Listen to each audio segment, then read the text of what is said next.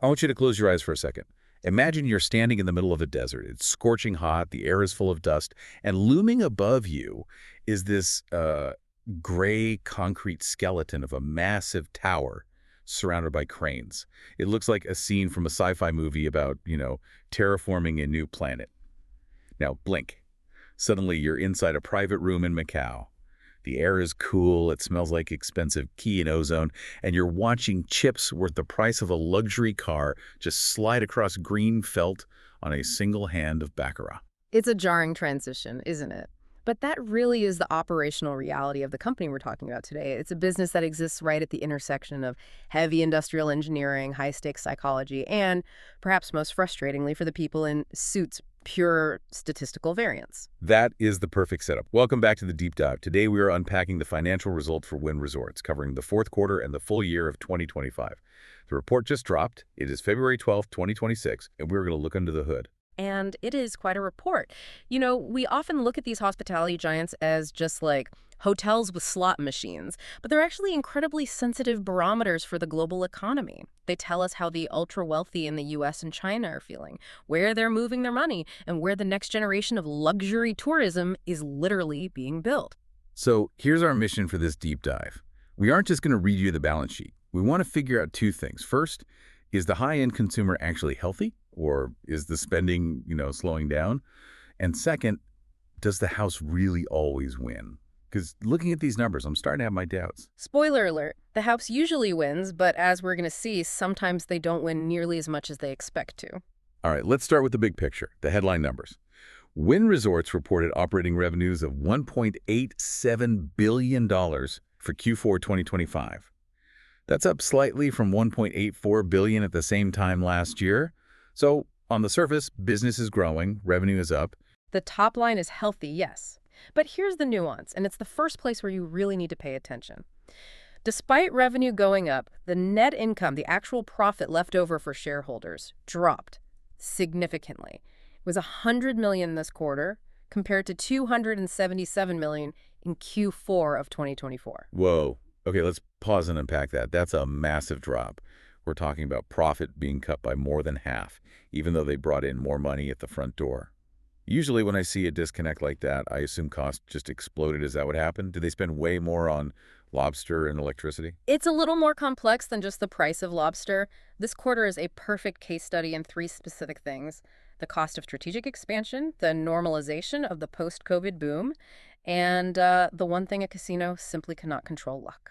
I love that we're analyzing a multi-billion-dollar publicly traded corporation, and we had to have a serious conversation about luck. Let's start with the flagship, Las Vegas. Vegas is the heartbeat. It's the anchor. And if you look at the Vegas numbers, revenue was $688.1 million. That is a slight dip down, about $11.4 million compared to the previous year. So revenue's down in Vegas. If I'm a casual observer, I might look at that and say, uh-oh, the U.S. economy's cracking. People aren't gambling as much. Is that the right read? Not necessarily. In fact, I'd argue that's the wrong read. To understand why revenue dipped, you have to understand a concept called hold percentage, or win percentage. This is the technical mechanic of how a casino actually makes money. Okay, give us the crash course. How does it work? Simply put, the hold is the percentage of the money wagered that the casino keeps. In table games, blackjack, roulette, baccarat, the casino has a mathematical edge. Over millions of hands, the math says Wynn should keep between, say, 22 and 26% of the money that crosses the table. That's their expected range. Okay, so if I bet $100, statistically they expect to keep about 24 to 26 bucks of that eventually. Precisely. Now let's look at the comparison year, Q4 of 2024.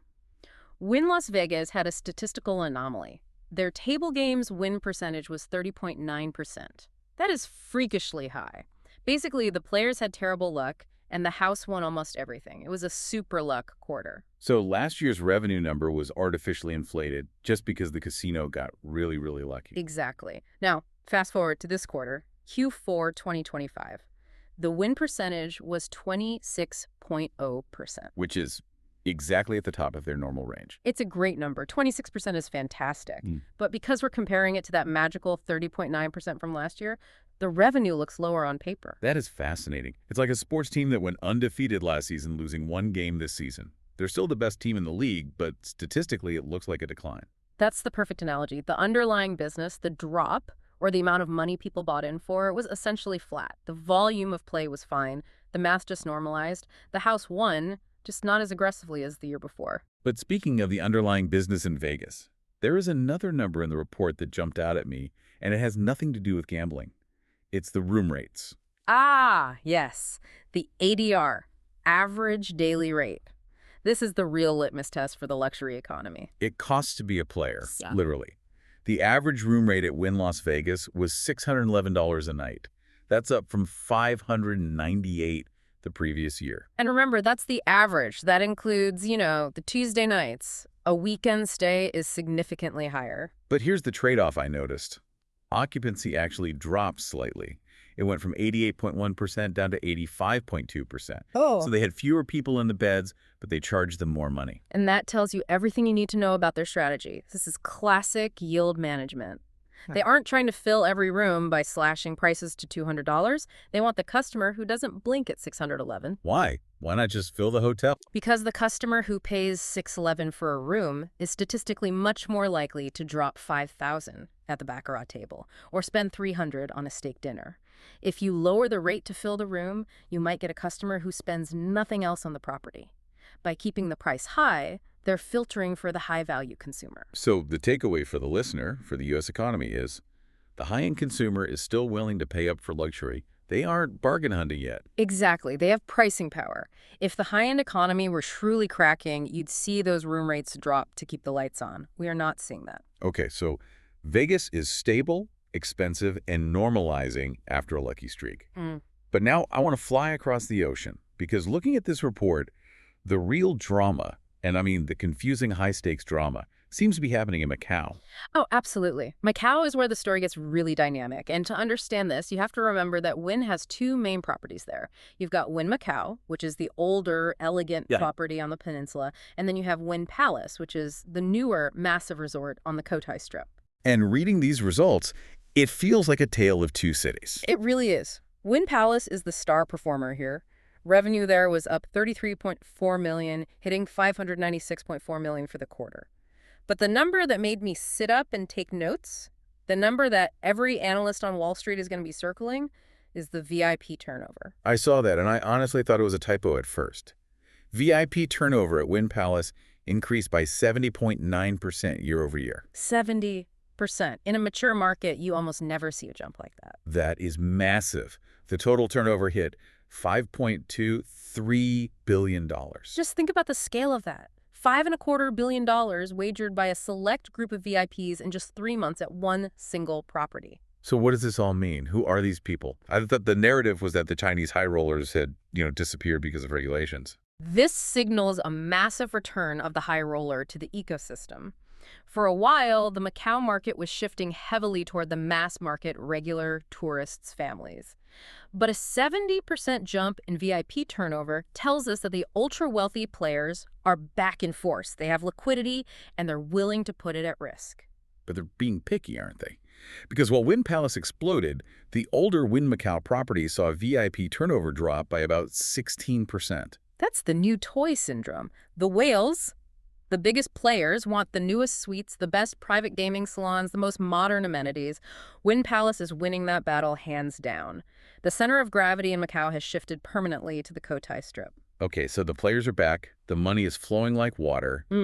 But here's where the math gets weird again. If they had $5 billion in bets, surely they made a fortune. You would think so. And look, they did make money adjusted property. EBITDA was $163.5 million, but they were incredibly unlucky. Unlucky again. Worse than Vegas. In the mass market segment at Wynn Palace, their win percentage dropped from 26% last year down to 21.8%. That's a massive swing. And even in the VIP segment, where the margins are tighter, the win percentage was 2.84%. Their expected range is 3.1 to 3.4%. So let me get this straight. They did the hard part. They got the whales to fly in. They got $5 billion worth of chips on the table. The place was packed with action, but the players just happened to win more than usual. Exactly. If the luck had just been average, not even good, just mathematical average, their earnings would have been significantly higher. This brings up a question about the business model. If you're an investor, how do you value a company where the quarterly profit can vanish just because a few backrow hands went to the player instead of the banker? It's frustrating, sure, but as an analyst, you have to ignore the quarterly variance and look at the volume. That 70% increase in turnover is the signal. The luck is just noise. Over a year or two, the math always corrects. The fact that the players are there, putting down billions, is the bullish signal. You can't control the cards, but you can control the foot traffic. And the traffic is booming. So don't panic about the luck. Look at the turnover. Correct. The demand is the story. Before we move on to the future projects, let's briefly touch down on the U.S. East Coast. Encore Boston Harbor. Is the story consistent there? It's eerily consistent. Boston was steady, I'd say. Revenue was essentially flat, slightly down to $210.2 million. And I noticed a familiar theme here regarding the win percentage. Yes, the bad luck bug bit Boston too. Their table games win percentage was only 18.1%. 18% sounds really low. It is statistically bottom tier. Their expected range starts at 18% and goes up to 22%. So they were scraping the absolute floor of probability. It just emphasizes that globally, Q4 2025 was a quarter where the players just played well against the house. It happens. So we have Vegas normalizing, Macau booming with volume but fighting bad luck, and Boston treading water. But the report also talks about where all the cash is going. We started the episode imagining a construction site in the desert. Let's talk about the UAE. This is the future growth engine. We're talking about Wynn Al Marjan Island. The CEO, Craig Billings, mentioned a major milestone in the report. They topped out the tower in Q4 2025. Right. For those listeners who aren't in construction, topping out means the vertical concrete structure is finished, the skeleton of the building is done. It's a huge psychological and physical milestone. It means the building is real. But it's also an expensive milestone. They poured $79.2 million into it in this quarter alone. And that brings their life-to-date cash contribution to over $914 million. We are approaching $1 billion of cash invested into this project. That explains a lot about the cash flow. They're building a massive resort in a brand new Market Ras Al Khaimah in the UAE. But why? Why go to a place where gambling hasn't traditionally been the main draw? It's a classic blue ocean strategy. The Middle East is full of wealth and luxury tourism, but it lacks this specific kind of integrated gaming resort. By planting the flag there first, Wynn is trying to capture a massive demographic that currently has to fly to London or Macau to play. When do we get to see if this bet pays off? The timeline is set for a Q1 2027 opening, so we're about a year out. This is a long-term play. It's a cash drain right now, obviously, but the potential upside is enormous if they can replicate the Macau success in the Gulf. It's fascinating to see a company balancing these mature markets like Vegas with these massive capital-intensive bets on the future, which leads us to the boring but necessary part: financial health. If I'm a shareholder or just someone interested in the stability of the company, how do they look? They look pretty solid despite the net income drop we mentioned at the start. One good sign is the dividend. The board declared a cash dividend of 25 cents per share payable in March 2026, so they're confident enough to return cash to shareholders. And what about the war chest? How much cash do they actually have on hand? They're sitting on $1.46 billion in cash and cash equivalents. That's a lot of liquidity. It is, but you have to balance that against the debt. They have $10.5 billion in total debt. Oof. Over $10 billion in debt. Ah. That sounds terrifying to the average person. If I had $10 billion in debt, I would not be sleeping at night. It sounds scary, but in the casino world, it's not unusual. You have to remember, building these palaces, literally, Wynn Palace costs billions. A huge chunk of that debt, about $5.8 billion, is related to the Macau operations alone. So is the debt a problem? Not as long as the cash flow remains strong. Because they have that $1.46 billion in cash, they have the flexibility. They can keep building in the UAE, and they can navigate these fluctuations in luck without panicking. They're not going to go broke just because the baccarat players in Macau had a lucky quarter. They're built to withstand the variance. Exactly. Okay, let's try to synthesize all of this for the listener. We've covered a lot of ground from the Vegas Strip to the Cotai Strip to the Arabian Gulf. If you had to sum up this quarter in a nutshell, what is the narrative? The narrative is one of normalization and anticipation. Normalization and anticipation. Break that down for us. First, normalization. That's Vegas. The post-pandemic revenge travel boom has settled down. We're back to a steady business reality. It's expensive, it's high margin, but the super luck is gone. It's a stable, mature cash cow. And the anticipation. That's Macau and the UAE. In Macau, we're seeing the anticipation of the financial results catching up to the physical reality. The VIPs are back. That 70% jump is undeniable. The liquidity is there. We're just waiting for the math to work and for the casino to start winning its fair share again. And in the UAE, the anticipation is literal. Right. The tower is built. Now we wait for 2027 to see if the Middle East experiment pays off. So for you, the listener, why does this matter? If you're a traveler, it's a reality check. Luxury Vegas isn't getting any cheaper. Those $600 room rates are likely here to stay because people are paying them. The days of the cheap Vegas Strip are over. And if you're an observer of the global economy, keep your eyes on that Macau VIP number. When the wealthiest people in Asia are increasing their wagering by 70%, it signals a shift in sentiment. It's just confidence. It suggests that despite all the geopolitical noise, the desire to spend and take risks is very much alive in the East. That is a great point. It's a leading indicator that you won't find in a standard government report. It really is. Before we wrap up, I want to leave the listener with a final thought. Mm-hmm. We talked a lot about luck today. Is there one thing to watch for in the next quarter? I keep going back to that tension between luck and volume. We saw Wynn Palace take a hit on profitability this quarter because they only held 2.84% on VIPs, but the volume was over $5 billion. Right. Think about the concept of a coiled spring. What happens in Q1 or Q2 of 2026 if that volume stays at $5 billion or grows and the luck swings back the other way? You mean if they have a lucky quarter like Vegas did last year? Exactly. Imagine if they do 5.5 billion in turnover, but instead of holding 2.8%, they hold their upper range of 3.4%. You aren't just looking at good earnings, you're looking at record-shattering profitability. The potential energy is sitting there in the volume numbers. They just need the cards to fall normally. A coiled spring made of billions of dollars in concrete in the desert. I love it. We will definitely be watching to see if Lady Luck decides to pay Wynn back in Q1. I wouldn't bet against it. That's all for this deep dive into the high-stakes world of Wynn Resorts. Thanks for listening, and we'll catch you on the next one where we'll uncover more patterns hidden in the numbers. Take care.